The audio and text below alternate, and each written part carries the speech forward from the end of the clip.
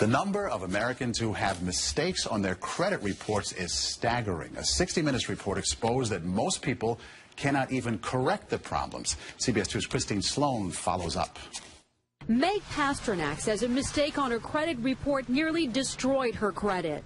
We had to present so much documentation to say this wasn't ours, and then we still had to pay something to get rid of it. Pasternak says it took months to resolve the problem. You feel kind of helpless because they got you under the gun if you need to get a new car or a house or for anything. Pasternak is not alone in her frustration. A new government study finds up to 40 million Americans have mistakes on their credit reports. But an investigation by Steve Croft on 60 Minutes finds most people get nowhere trying to correct an error. Ohio's Attorney General tells Croft that is a clear violation of a federal law. The federal law says that if you believe that there is a mistake, you can go to them and they have an obligation to do a reasonable investigation.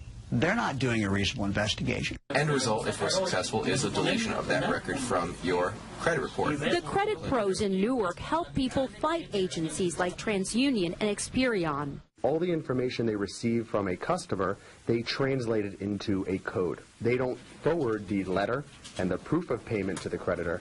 They just forward the 3-digit code. So the best way to protect yourself? Go directly to the creditor rather than going to the credit bureau themselves. Another good habit to get into, check your credit report periodically to make sure there are no changes.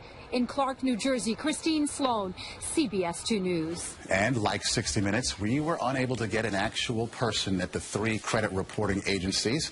60 Minutes was referred to the spokesperson for the agencies, who provided a statement citing an industry-sponsored survey that showed 90